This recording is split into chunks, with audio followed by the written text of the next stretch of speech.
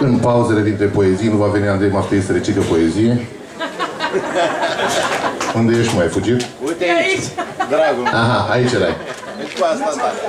Vreau să vă spun înainte de a vă citi câteva poezii foarte plictisitoare că acolo niște oameni foarte simpatici v-au pregătit niște tricouri care sunt de vânzare. Ele, în afară de cele în care le vedeți pe Adrian Bezna, pe care să nu le cumpărați, ar putea fi un frumos suvenir din vamă, pentru că cu banii ăia cineva o să ajute un alt folchist să trăiască mai bine pentru o perioadă lungă de timp. Adică să-și ia un bilet la loto și să câștige ca tot folchistul care se respectă. Pentru că din concerte mai de vară. Bun. Mă anunțați voi când vreți să plec de aici. Eu am să plec foarte repede pentru că ora e târzie și mai au oamenii de cântat. Vreau să vă citesc două poezii pe care le-am scris după poezia pe care m-am citit-o mai devreme pentru evenimentul de aici. Una în momentul în care am crezut că n-am să ajung, pentru că așa a fost momentul. Sună cam în felul următor. Din inima îmbătrână de poet, te rog frumos, dacă n-ajung, neagică, să faci cum poți mata la o adică și punem răsăritul la pachet. Să-l învelești cu grijă în celofan, să nu își ia miros de băutură și grijă mare, oamenii mai fură și parcă văd că îl mai aștept un an. De vrei, poți să-l depui la bănci, dar vezi, mai bine în basmare la femei, să nu scapi în mâncarea lui Maftei sau în paharele luat de Bezna. Dacă nu ți-e, cu mare supărare, să-mi pui în bocceluță și un val luat din habitatul natural, să-l pun să-mi doarmă seara la picioare. Nisip nu-mi trebuie că am destul, la fiere, la rinic și în șosete, dar ai putea să-mi pui câteva fete de plajă, că de munte sunt sătul. Deci prisosește poate vreo chitară, să o vopsești în ocru, unde ești mă ocru, până în grif și să o înfingi apoi într-un recif, până ce vin pirații să-ți o ceară. Și dă de știre, dacă o fi să ajung la babele de acolo din comună, că aș vrea să-mi cumpăr 2 nopți cu lună și un apus de soare foarte lung și dacă e cald și vremea e frumoasă, mi-ar trebui o baie de nămol, o briză dulce pe stomacul gol și un soare roșu natural de casă.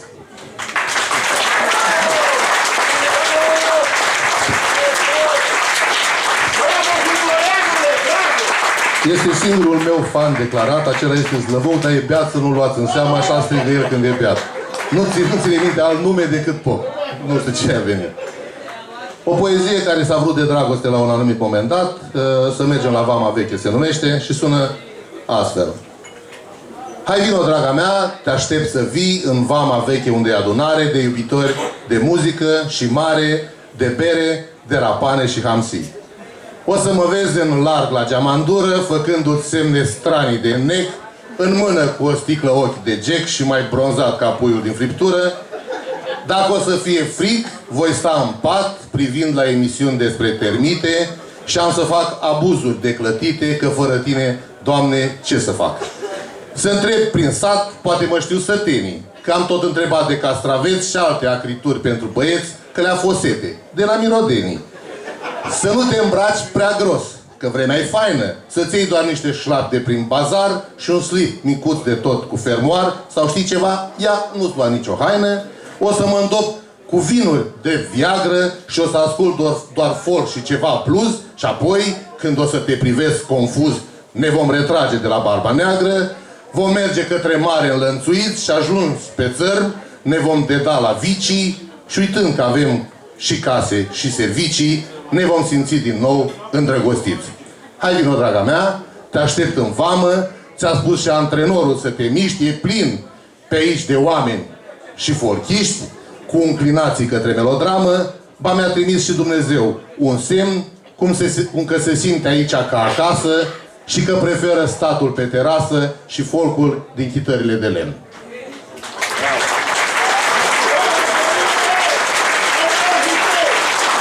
E tot zăvoc, stați liniștiți. Din când în când arătați-i sticla aia de vin și el o să fie cu minte să vedeți ce frumos dă din coadă.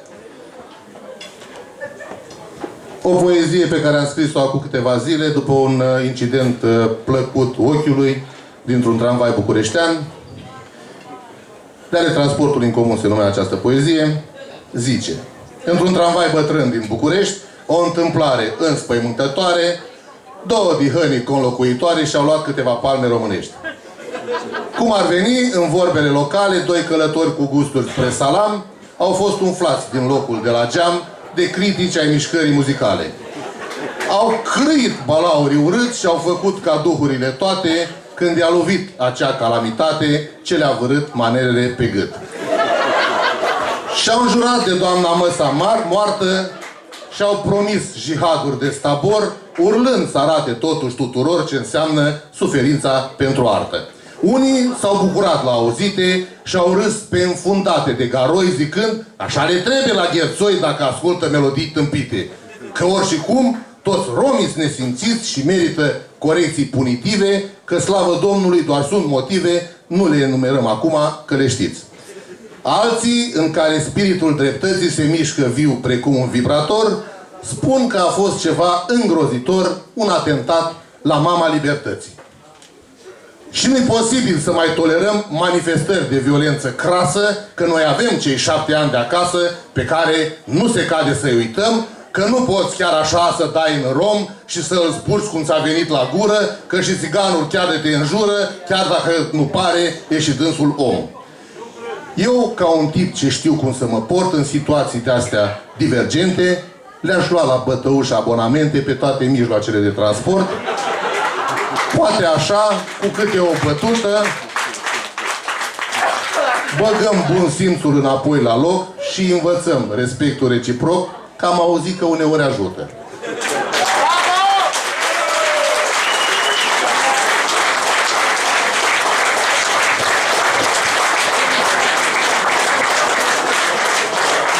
Vă rog să remarcați că Zlăvoc n-a mai strigat nimic, ceea ce e mare lucru. Acum vreo câteva zile, pe când începuse să mă doară spinarea și stăteam în pat, un vecin, prieten bun cu alt vecin care avea o bormașină, s-a apucat să-și repare apartamentul din nou. Eu am mai trecut prin chestia asta și acum câțiva ani, credeți-mă, mă durea spatele la fel, le-am scris o poezie, alta decât aia pe care o știți sau nu o știți, și care sună în felul următor. E minunat să stai întins în pat, cu spatele bolnav în pioneze și un vecin să rotopercuteze de dimineață ca un obsedat. Se aude parcă ar mugi cirez de boi în perioada de înmulțire, vibrează toată casa în neștire, deci vine să te duci și să-i castrezi. Nu poți vedea pe la televizor nici știri, nici filme, nici măcar reclame, îmi tremură tablourile în rame și creiere în locurile lor. Eu nu știu câtă forță pot avea doi alcooliști cu față de hamsie de pot să fac atâta gălăgie de zici că e discotecă în casa mea. Dar ăștia oare nu se opresc să bea o apă sau un suc? Sau nu le sete? Nu au de folosit niște closete sau să fumeze? Ori să bea cafea? Nu au și ei program ca muncitorii 8 ore muncă și apoi la bar? Nu mai vorbesc și ei la celular? Atâta știu să dea în pereți ca chiorii? Parcă aș locui într-o piftie sau în contoarele de la EON. Habar n-aveam că stâlpii de beton ai blocului din când în când învie. Mă tem să merg și să mă ușurez, că la ce hală îmi tremură odaia, mă vede omul folosind un baia și crede că de fapt mă masturbez. Întregul univers parcă vibrează, de-aia mă îmbrac ca un robot și plec băgând un picioruș în tot, că cel deștept, când e bolnav, cedează.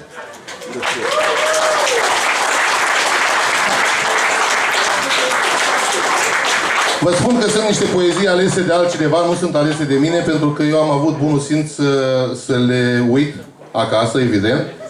Și mulțumesc, Ioana, pentru că te-ai chinuit să scoți chestiile astea de pe site. Apropo, dacă printr-o întâmplare există cineva pe care îl interesează un album de folk scos nou-nouț, care se numește Folk din Pana Mea 2, un alt album de folk scos la fel de nou, numit Acum Știu, al Ștefaniei Iacob, niște cărți, niște tricouri, niște chestii, niște treburi. Mâine facem bazar aici, că n-avem ce face, că dar decât să dați banii pe băutură, mai bine luați chestii plăcute.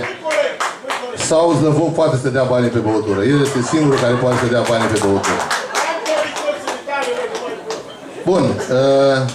Ca orice om care se respectă și se iubește pe sine însuși, mi-am scris o poezie după ziua mea, care se numește după aniversare, că nu vă așteptați să se numească într-un alt fel. După așa o zi de sărbătoare în care am devenit mai înțelept, mai bun la suflet, mai sărac, mai drept, vă sunt dator cu o recapitulare. Din cele scrise în mesaje ieri, am înțeles că sunt un tip vivace, de care vouă evident vă place ce ar trebui să dea câteva beri. Am mai aflat că-s bubă de talent și umblă toate muzele prin mine, mai harnice ca roiul de albine și că aș fi numai bun de parlament. M-am bucurat să aud că sunt frumos, am și mesaje scrise drept dovadă, precum și câte o chestie neroadă, ceva cretin cu Happy Birthday Boss. Unii mi-au spus că fără mine-i bai și viața lor devine foarte tristă, alții plusând spuneau că nu există în lipsa mea vreo șansă pentru rai. Au fost și niște unele femei ce au spus că mă iubesc cu disperare, ba una se jura că-i fată mare, chit că am primit în iarnă 83. Dintre băieți, vreo doi s-au prefăcut că și-ar dori să mai învârt mărgica prin zonă, iar ceilalți, cazul lui Maftei, n-au spus nimica, dând de înțeles cumva că n-au știut. Folchiștii m-au sunat cu voci incerte să-mi spună că-s cântat și că-s pe val și că sunt tip frumos și genial cu precădere când le fac concerte. Mi s-au urat ani lungi și fericiți și sunt decis să îndeplinesc urarea, dar jur că nu-mi dă pace întrebarea: sunteți convinși că știți ce vă doriți?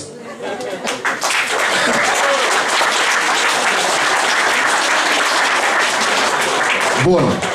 Eu poezie aș mai avea, cred că o să le mai lăsăm pe altă dată. Vă recit o poezie de altă factură pentru că vreau să vă prezint pe următorul invitat apoi. O poezie de dragoste, ce se vrea de dragoste, așa am zis eu când am scris-o. Era imediat după post și de-aia am zis că se numește poezie de fruct. Sună în felul următor. Fă-ți, iubito, unghii roșii care pielea să-mi cresteze, ungeți trupul cu uleiuri să miroși a jar încins și ascunde-te sub borul pălăriei tiroleze când răstorni în mine fluturi și amesteci din adins. Mi-ai putea intra prin coaste ca o pană ce despică răsuflarea mea în două și o scurtează din plămâni. În adâncul meu stau îngeri plictisiți, jucând șeptică și te așteaptă să-ți împartă sânii zeilor păgâni. Lasă-ți tălpile să umble împrejurul umbrei grele ca pe cuie ascuțite și pe cioburi un fachir și să intre apoi desculță până în porii pielii mele ca de atâta plin de tine să nu pot să mai respir. Lasă-ți părul să mă atingă ca un vânt de după amiază, treci prin ochii mei alene cum ar curge un lichior și când voi simți în lăuntru mici fiori ce luminează, am să-ți pun în palme iede aripile să-ți măsor. Hai, coboară-te în mine ca în adâncul de fântână, e atâta apă vie ce te așteaptă să o bei. Nimeni n-a putut vreodată până acum să rămână în lăuntrul meu, dar ție de ajuns să vrei.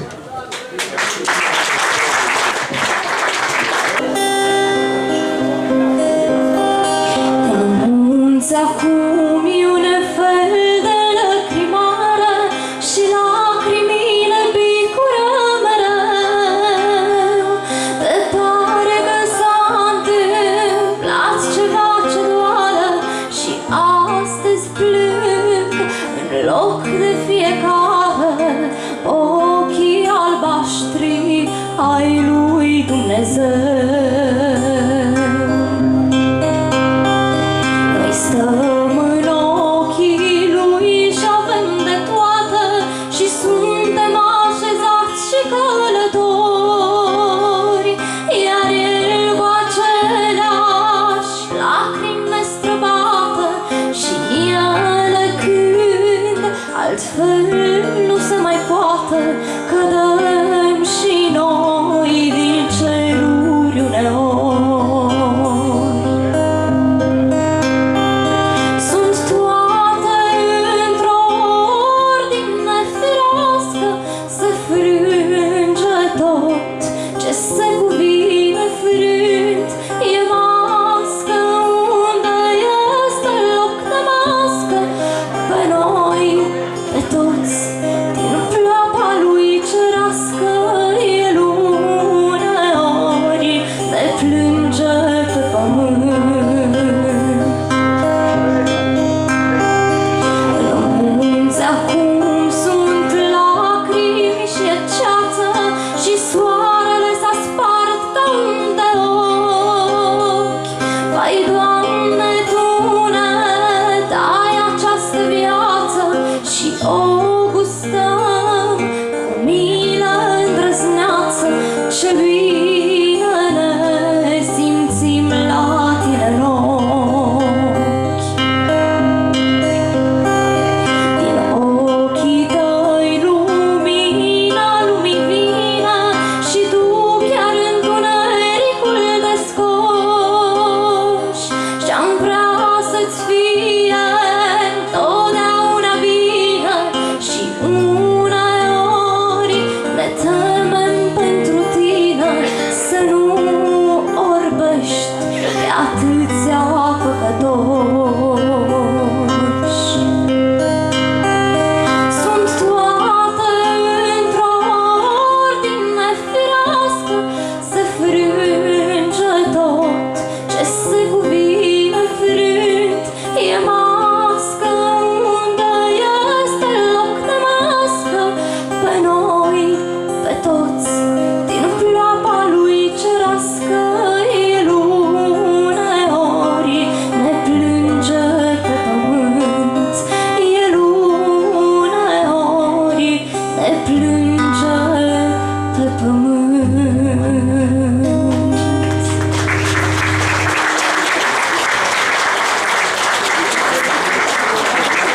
Mulțumesc! După cum spunea și Sorin Pocritaru, eu pe 25 mai voi face 18 ani și voi marca, mulțumesc, voi marca momentul lansându-mi cel de-al doilea album, Acum știu. Lansarea oficială are loc pe 29 mai la Iași, dar o să vi-l prezint și dumneavoastră astăzi cu tot dragul. O să vă cânt de pe acest album o piesă compusă de mine pe versul lui Sorin Pocritaru, Anotimpuri.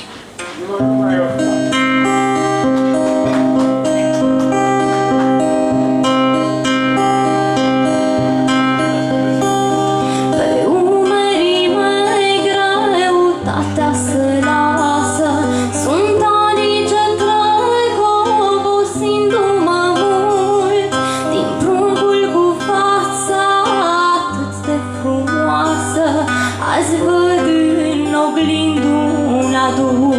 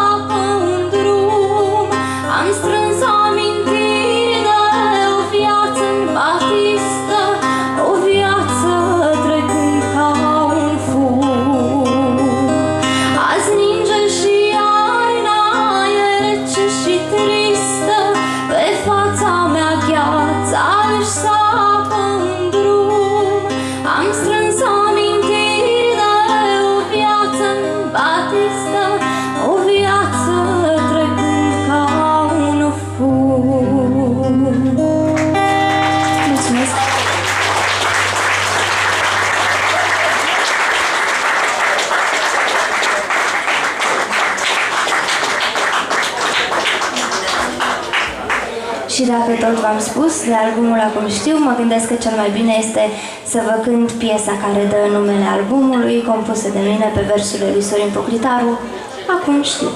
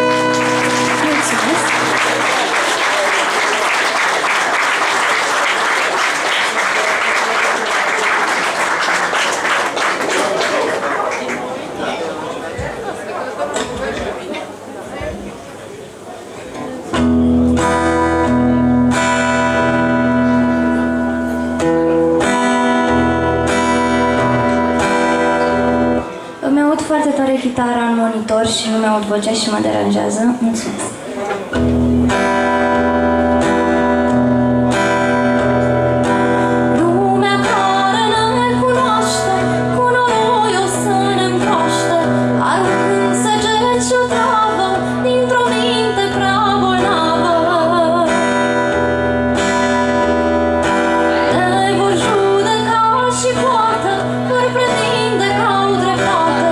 Știind că ne iubină, voi să ne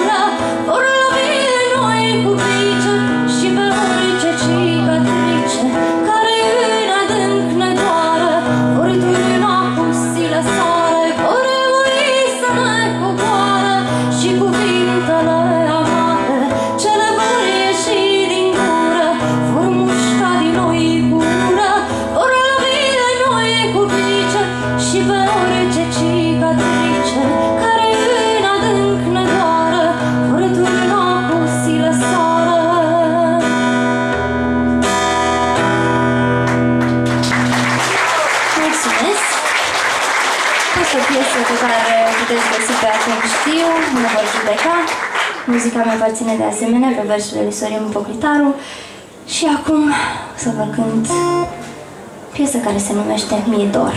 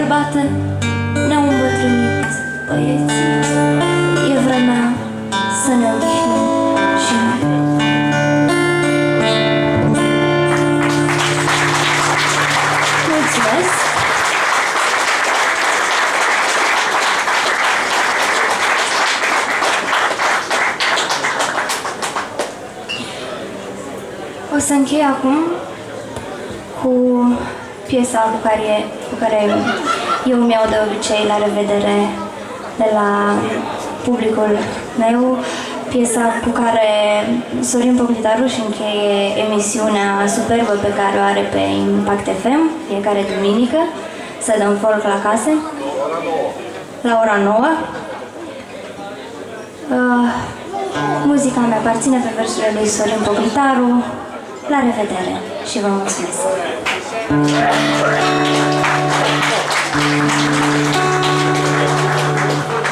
La revedere, eu acum vă zic, s-a stins lumina, au plecat actorii,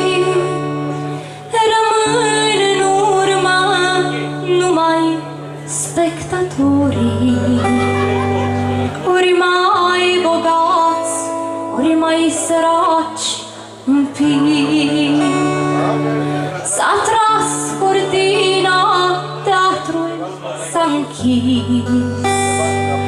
Aplauze stingheră, mai răsună, ne spun actorii iarăși noapte bună. Și uită să se întoarcă pentru bis. La revedere spune sau pe curând, vom fi mai goi acum o perioadă și reci ca niște oameni de zăpadă, dar calzi în inimi lacrimă și gând. La revedere spune sau pe curând, vom fi mai goi acum o perioadă și reci ca niște oameni de zăpadă, dar calzi în inimi lacrimă și gând. Se întorc în oameni ultimii actori, mai mici pe jos decât sub reflectoare, și pleacă până data viitoare, când vin să fie iar nemuritori. Rămân în aer replici încă vii, ce vor să mai trăiască o stagiune, iar palmele închise în rugăciune rămân fără aplauze pustii. La revedere spune sau pe curând, vom fi mai goi acum o perioadă și reci ca niște oameni de zăpadă, dar calzi în inimi lacrimă și gând.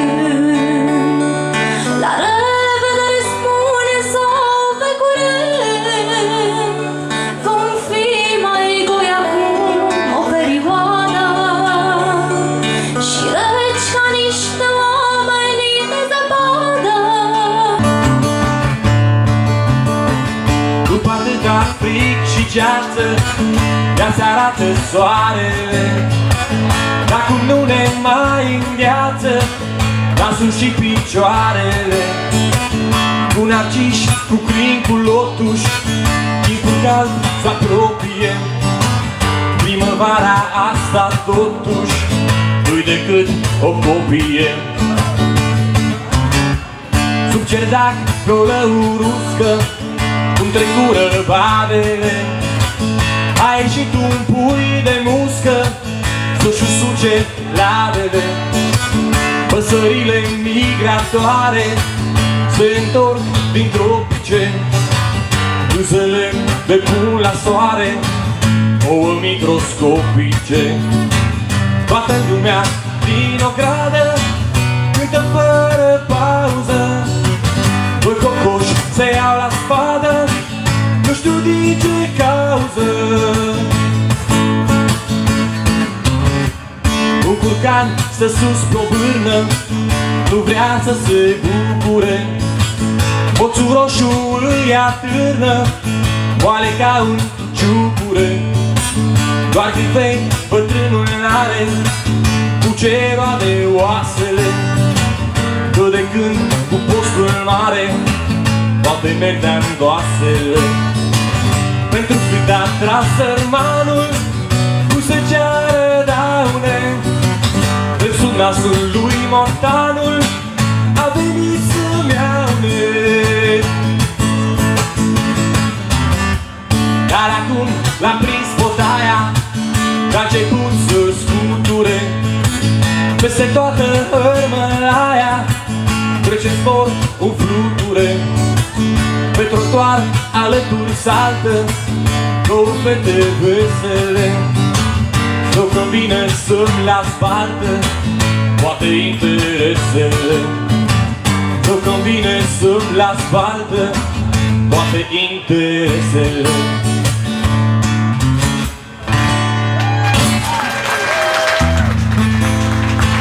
Pam, pam!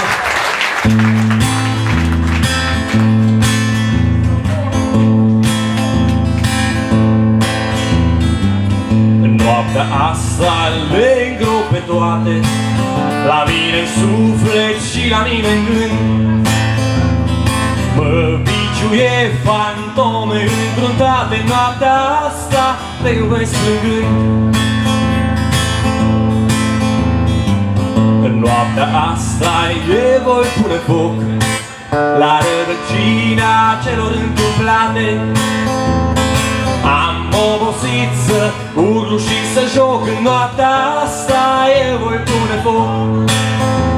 Va arde iubirea de lut, pe tot ce-am trăit, două cruci au crescut.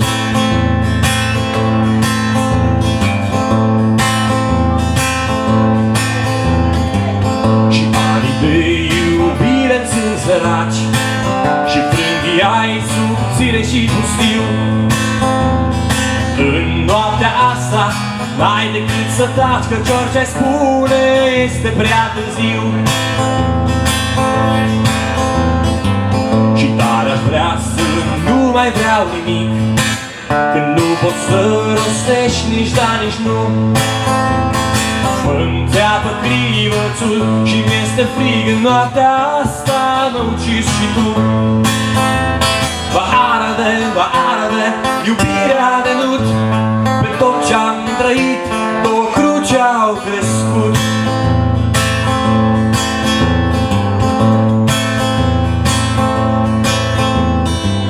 Mai arde pe sfârșit de lumânarea, și-n somn probabil că acum mă strici. Iar eu stau la taifas cu disperarea, când noaptea asta nu mai ești aici. În noaptea asta eu voi pune foc la rădăcina celor întâmplate.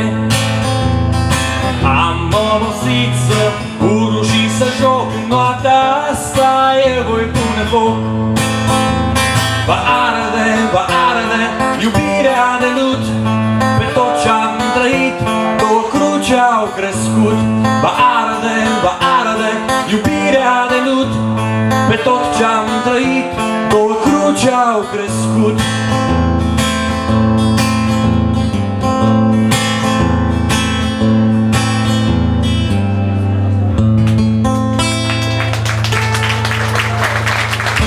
Mulțumesc! Iubirea de lut, Tatiana Stepa și Clara Mărgineanu. Și acum o să cânt niște cântece mai personale, așa. Și o să încep cu un cântec pe care l-am scris pe versurile domnului Andrei Maftei, dacă tot m-a prezentat așa frumos. Se numește doar poezia dânsului și cântecul se numește la fel, că n-am avut de ales.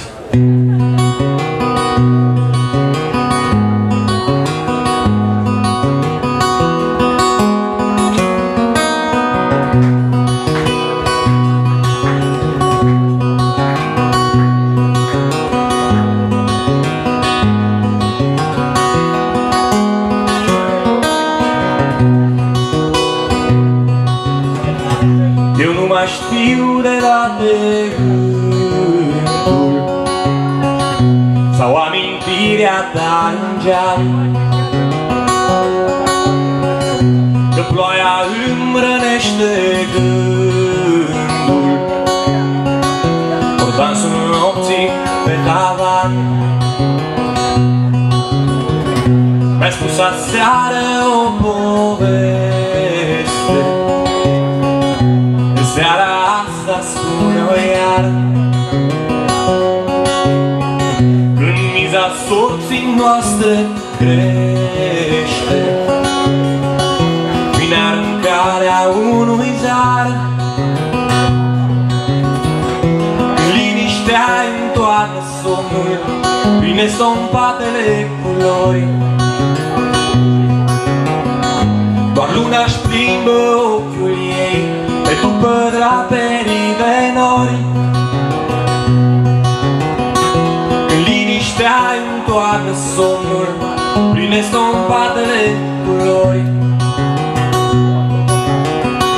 Doar luna-și plimbă ochiul ei pe după draperii de nori. În care gânduri să te caut, frumoasa mea? În ce abisuri deschise pentru noi în stele să te mai strig din vreme în vreme? Din ce neant al ochilor pe care îi beau somn mereu a desfrunzit în mintea mea cărarea unui curcubeu pe care tu pășești așa de parcă nu mai ai plecat. În care lume am răsărit, în care noapte am fost mii, în ce senin am amurgit și am înnoptat și am murit.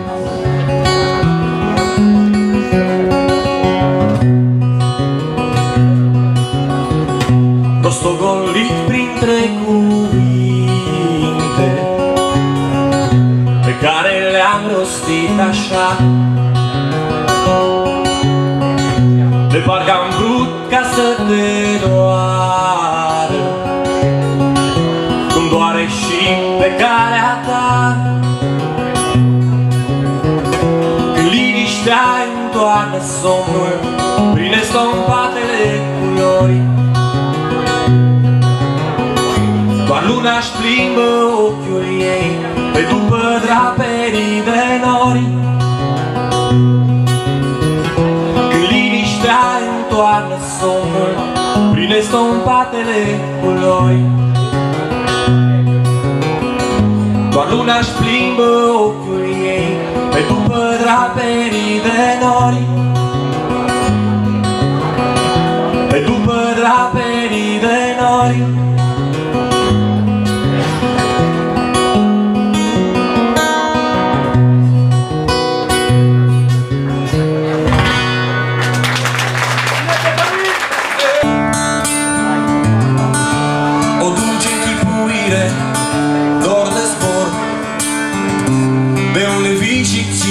Te petrece,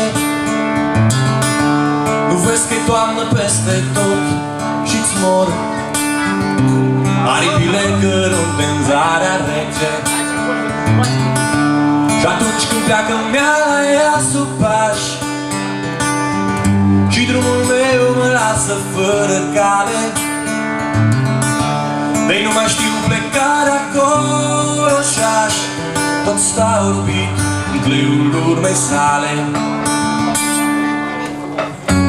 Ea vine joi cu ochi de frunzărea, îmi taie vârsta-n două și o împarte.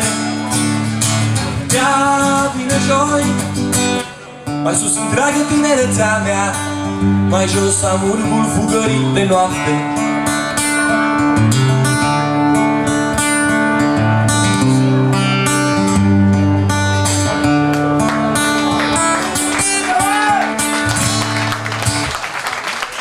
Puteți să filmați acum, că acum film. Mulțumesc. Gata, poți să încep? Gata.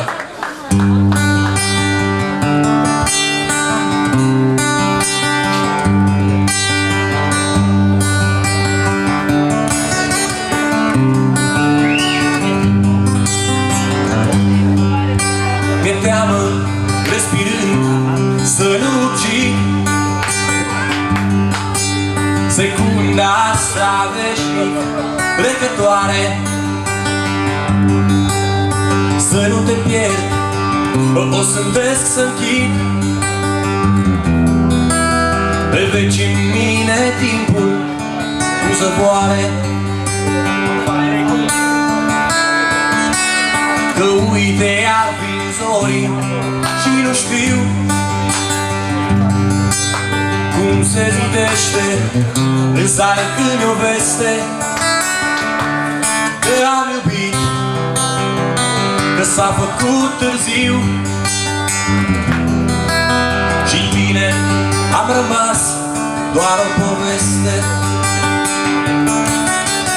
Cum voi trăi dacă într-o zi plecând uitam despre tot ce ni se întâmplă și dacă va ploua la mine în gând și iarna va veni nimic la mine întâmplă.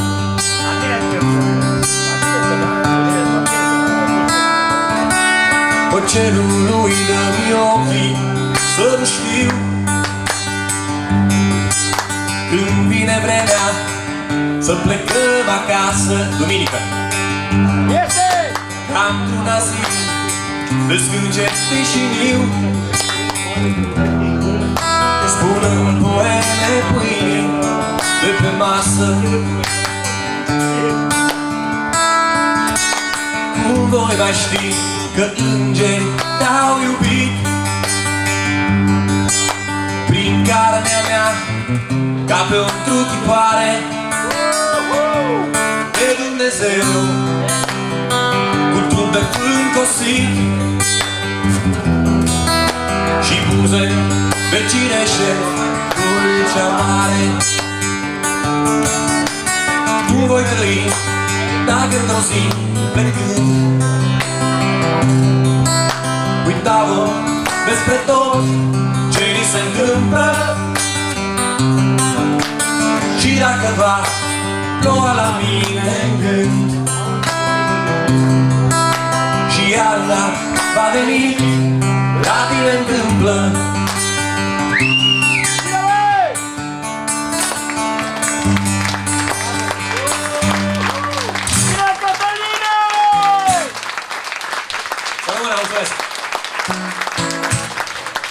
Acum urmează un cântec mai ritmat și un cântec foarte scurt. Vă spun că e foarte scurt pentru că dacă vreți să participați, să știți că se termină repede cântecul ăsta, nu durează mult. Și sună cam așa.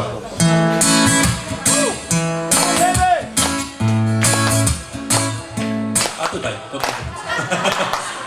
Dacă nu ne-am fi întâlnit absolut din întâmplare, pe altul oarecare, tot așa l-ai fi iubit. Dacă nu ne-am fi întâlnit, pe altul l-ai fi iubit. Și așa, ce lucru mare, într-o zi ne-am întâlnit și că-s foarte fericit, absolut din întâmplare. Și așa, ce lucru mare, într-o zi ne-am întâlnit și că-s foarte fericit, absolut din întâmplare.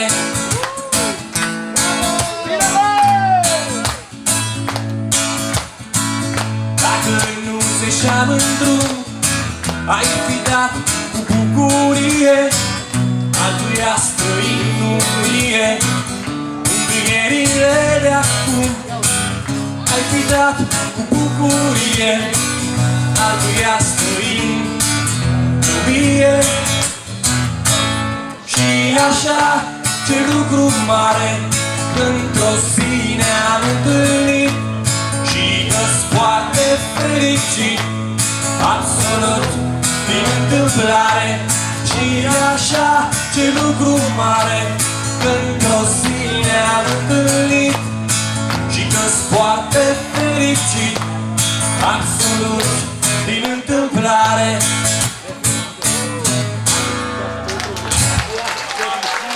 Așa, ce lucru mare, într-o zi ne-am întâlnit și sunt tare fericit, absolut din întâmplare. Așa, ce lucru mare, într-o zi ne-am întâlnit și că-s foarte fericit, absolut din întâmplare. Și așa, ce lucru mare, într-o zi ne-am întâlnit și că-s foarte fericit, absolut din întâmplare. Mulțumesc tare fain!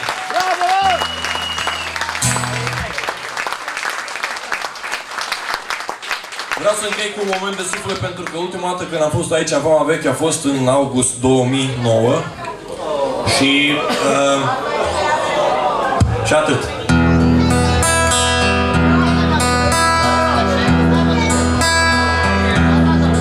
Din povestea Popa Spune pădure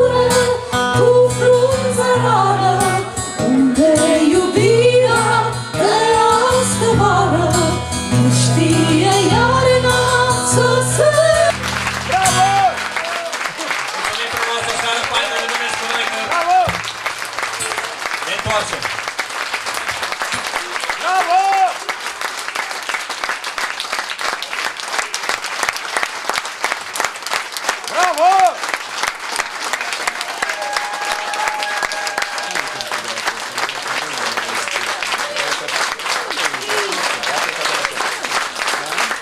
Acesta este spiritul folcului, spiritul prieteniei, spiritul de la Vama Veche, de la Barbă Neagră.